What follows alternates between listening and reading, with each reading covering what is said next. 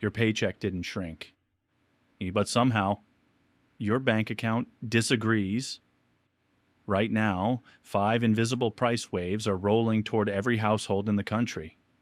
Most people won't connect any of them to what actually caused it. They'll just feel poorer.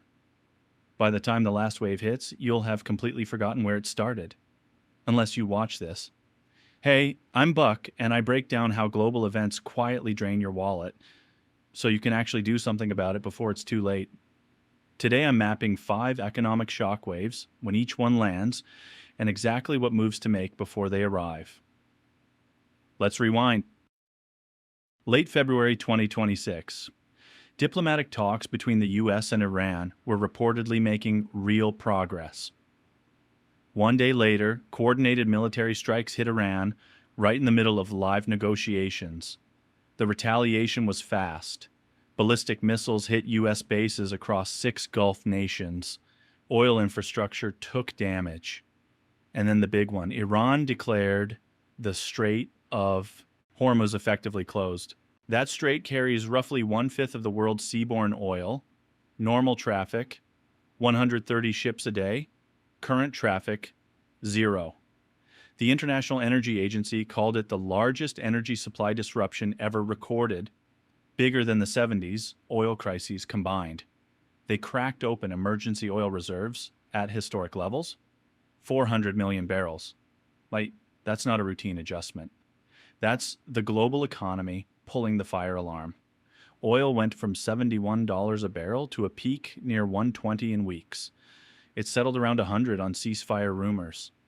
But if this drags past 6 weeks, analysts say 150 is on the table. Now, most people look at the gas station sign, do the mental math, file it under annoying but manageable, and move on. That filing is wrong because the price at the pump is just wave 1. There are 4 more behind it, each bigger, each sneakier, each disguised as something totally unrelated by the time it reaches you. To make this concrete, not theoretical, not cable news abstract, I want to follow 2 households through all 5 waves. Same city, same grocery store, same news cycle, completely different outcomes. Not because of income, not because of luck, because of what they did in March. Meet Tina, 31, kindergarten teacher, makes about $58,000 a year. She's got $3,400 in savings and she puts $200 a month into an index fund. Nothing fancy, just consistent. Then there's Marco and Leah. He works logistics. She works at a hospital. Combined income, about 94 grand. Sounds solid, right? Except they're sitting on nearly 4,000 in credit card debt at 22% interest. Savings, $2,100. That's the gap between positioned and exposed, and most people don't see it until the waves are already landing. Wave 1, gas, the one you can already see. National average hit $3.96 this week, up over $1 in under a month. California is pushing $5.80, but here's what most people miss. It's not your gas tank that matters most. It's diesel. Diesel hit $5.37 a gallon nationally. That's a 47% spike from pre-conflict levels. And diesel is the blood of the supply chain. It powers the 18-wheelers, the refrigerated trucks, the farm equipment. Every single product on every single shelf rode there on diesel. So when diesel jumps, it's not just your commute that gets taxed, it's everything that moves.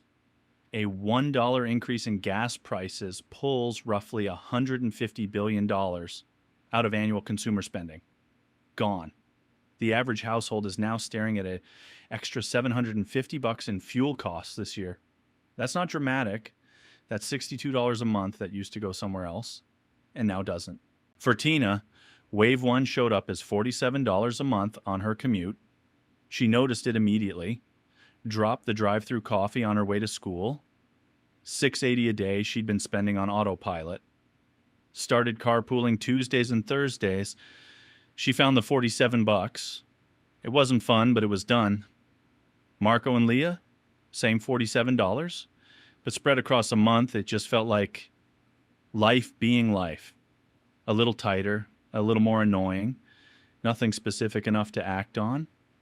And honestly, on its own, they're right. It is manageable. The problem is it's never on its own. And that vague feeling of money moving faster than it should, that's not paranoia. That's wave one doing exactly what it's designed to do, softening you up before the real waves land. Wave two, groceries, 30 to 60 days out. This one's already loaded. You just can't see the price tag yet. Here's the mechanism. Strawberries don't have a warehouse. Milk doesn't sit in a vault waiting for fuel costs to stabilize. Fresh food moves on refrigerated trucks running diesel on a schedule that doesn't allow for stockpiling. When diesel rises $1 per gallon, freight carriers pass 60 to 80% of that increase through within 30 to 60 days via fuel surcharges that update weekly. The transmission from a Gulf military operation to your grocery receipt is fast, documented, and already in motion. Before this conflict, grocery prices were climbing 2 to 4% a year. Economists now project inflation hitting 4.4% or higher. Beef was already set to rise up to 9%. Coffee over 5%. Sugar nearly 7%. Now stack a 47% diesel shock on top of all that. Retailers will absorb what they can, but they've been eating tariff costs for a year. The cushion is gone. When it breaks, and it will break, prices catch up fast. Not gradually, fast. 1 week your ground beef is $5.99. 2 weeks later it's $7.49 and nobody announced why. Tina saw this coming. Started batch cooking on Sundays. Big pots of chili, rice, roasted vegetables. Dropped the $72 a month meal kit subscription she'd been meaning to cancel for 6 months. Honestly, that one had nothing to do with geopolitics. She just finally did it. Her grocery bill was $340 a month. It's going to $380, maybe $410. She trimmed before the squeeze.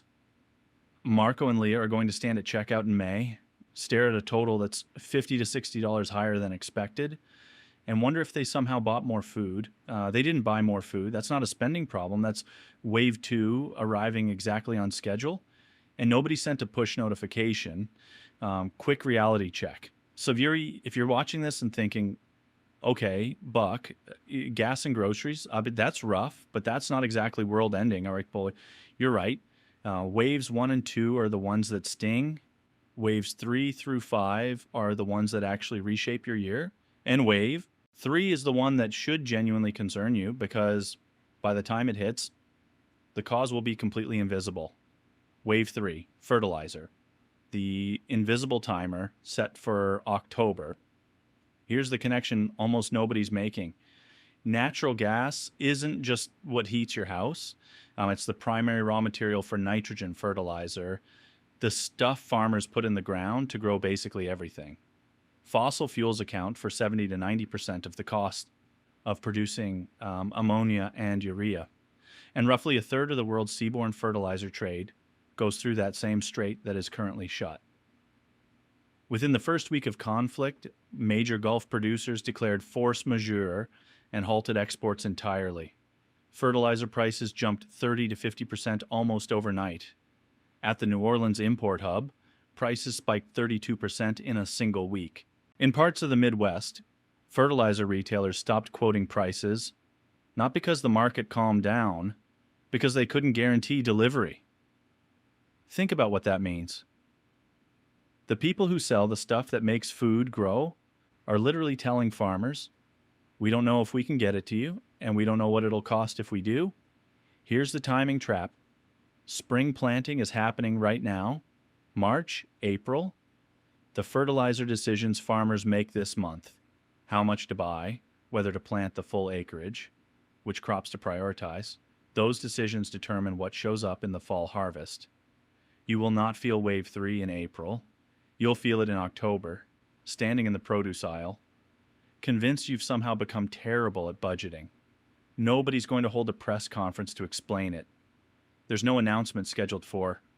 We regret to inform you that your Thanksgiving dinner will be 20% more expensive because of a fertilizer export halt. 8 months ago. It just quietly happens. And by October, February 28th, will feel like ancient history. Tina can't fully protect against this one. Nobody can. But she knows it's coming, which means she won't be blindsided.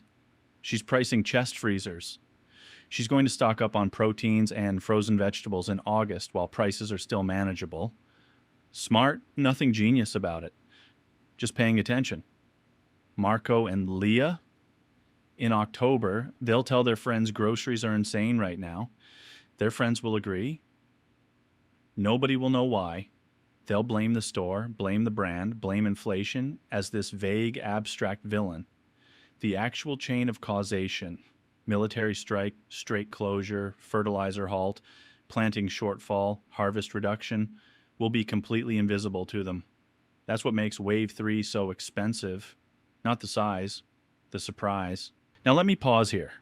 Gas, groceries, fertilizer. This sounds like it only matters if you're living tight. But these first three waves don't check your income. Diesel-driven food inflation hits every tax bracket equally. A fertilizer shortage doesn't ask for your W-2. The produce section gets emptier for everyone. But waves 4 and 5? That's where the gap between prepared and unprepared rips wide open, and it rips fast. Wave 4. Airfare. Your summer vacation just got repriced. Jet fuel surged more than 60% after the strait closed. For airlines, fuel isn't just one cost. It's the single largest operating expense, 25 to 33% of the ticket price. When that number jumps 60% in 3 weeks, there are exactly two options: absorb it and destroy your balance sheet, or pass it to the customer. Guess which one airlines pick? Every time. Analysts are projecting 15 to 30% fare increases for summer 2026 travel, with June and July absorbing the worst of it. Some budget carriers already spiked fares over 100% in a single week. The summer trip you've been mentally budgeting since January, that budget is now wrong. And here's what makes airline pricing different from groceries. Airlines bake fuel costs into their models months in advance. Those higher fares don't come back down quickly, even if oil drops tomorrow. The price you see today is almost certainly lower than next month. This isn't speculation. This is how airline revenue management has worked for decades. The window is open now. It is closing. Tina called her mom the same week this started. Book the July flight now before it gets worse. Her mom booked it. 287 round trip. Tina checked the same route 1 week later. 341. That's a $54 increase in 7 days for doing absolutely nothing except waiting. Marco and Leah have been meaning to look at flights for a trip they've talked about since December. They keep saying we should really book that. They're going to have a very bad time when they finally open the laptop. Not because they waited dramatically long, just long enough for Wave 4 to land quietly while they were busy living their lives. Wave 5, this is the biggest one. The one that never appears on a receipt, never shows up as a line item, and quietly costs you more money than the other 4 waves combined. Interest rates. At the start of 2026, markets were pricing in multiple Federal Reserve rate cuts this year. Lower mortgage rates, cheaper car loans, relief on those brutal credit card APRs. People were building plans around that expectation. Some of you watching this had that expectation. That expectation is now functionally dead. Here's why. The Federal Reserve held rates at 4.25% to 4.5% at its March meeting, and they're trapped. Higher oil prices push inflation up, which means they can't cut rates. But higher prices also crush consumer spending and threaten employment, right? Which means they should cut rates. Their two mandates are now pointing in opposite directions. The Fed chair basically admitted the bind at the March press conference. I watched it. He did not look like a man who was having fun. The Fed is essentially a doctor whose only two medicines both cause the exact side effect they're trying to treat. Cut rates to help spending. Inflation gets worse. Keep rates high to fight inflation. Spending collapses. There's no clean move. What does this mean for your actual life? Mortgage rates are sitting between 6.2 and 6.45%, up from 5.87 in February. If you were waiting for rates to drop below 6 to buy a house, that timeline just extended by months, possibly a year. Auto loan rates for good credit are running around 7%, and credit card APRs 21 to 24%, with Americans carrying $1.27 trillion at those rates. Trillion with a T. Recession probability is now somewhere between 30 and 50%, depending on how long the strait stays disrupted. That's not a prediction. That's a range from Goldman, JP Morgan, and the Conference Board. Serious people are taking this seriously. For Tina, Wave 5 is frustrating, but survivable. That mortgage she was waiting on. Pushed back again, but she's got savings earning 4.2% in a high-yield account. No credit card debt eating into her margins. Her index fund contributions are still running on autopilot. She's not thriving. She's positioned. There's a difference, and it matters. Marco and Leah, that $3,800 credit card balance at 22% just got more expensive to carry, and the refinancing window they were vaguely counting on just got a lot harder to squeeze through. Every month that balance sits there in this environment is a compounding penalty. Not a dramatic one, just a quiet, persistent one that adds up faster than most people calculate. Now, this is the part of the video where I have to talk you out of the most expensive mistake you can make right now: panic selling. I know the market feels scary. I know the instinct is to pull out, move to cash, wait and see. That instinct has been the single most destructive financial behavior tracked across modern investing history. Research tracking over 1 million investor accounts shows the average equity investor has underperformed the market for 15 consecutive years, not because of bad stock picks, because of one behavior: selling during drops and buying back after recovery. Selling low, buying high, over and over for 15 years. The gap in 2024 alone was nearly 850 basis points. That's not a rounding error. That's retirement money evaporating. Here's the number that should freeze you in your seat. 7 of the 10 best trading days over a 20-year period happened during bear markets. 6 of those fell within 2 weeks of the worst days.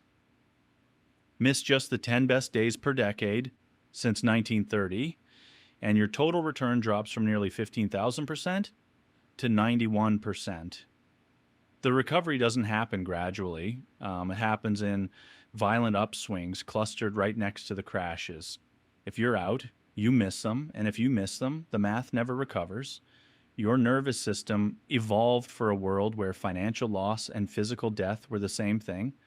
A bear on the hill, a drought killing your crops. Your brain learned to run first and think later. That wiring has not updated for index funds. Do not let your caveman brain make a 21st century investment decision. All right, action time. Here's what you can actually do starting this week. Not next month, not when things settle down. This week. Move 1. Your emergency fund needs to exist. It needs to be bigger, and it needs to earn something.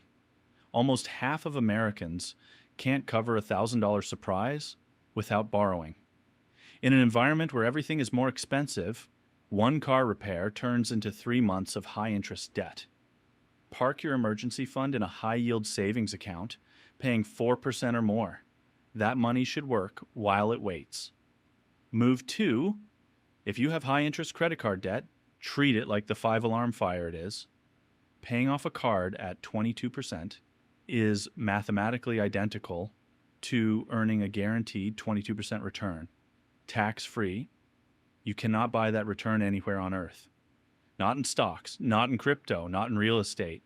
Every month that balance sits while prices rise and rates stay frozen is a compounding penalty on inaction. Attack it with everything you've got. Move 3, do not stop your investment contributions. Do not sell your existing portfolio. I know I already said this, but I'm saying it again because it's that important. The instinct to pause go to cash, wait it out, has been the most expensive financial behavior across 1 million tracked accounts for over a decade. Keep your automated contributions running. The shares you buy during this turbulence will historically be among the best purchases you ever make. Move 4. Book your summer flights now. Not this weekend. Today. Those 15 to 30% fare hikes analysts are projecting haven't fully landed yet. Every day you wait, the price drifts. And unlike groceries, airfares don't snap back fast even when fuel drops. Tina's mom paid $287. A week later, it was $341. The window is open. It is narrowing. There is no coupon code for this. Move 5. Audit your energy exposure across your whole life. Long commute in a vehicle getting 15 miles per gallon? That math changed materially 3 weeks ago. Running a small business that ships physical products? Call your freight carrier and lock in rates, or renegotiate before the next diesel surcharge cycle hits your invoices.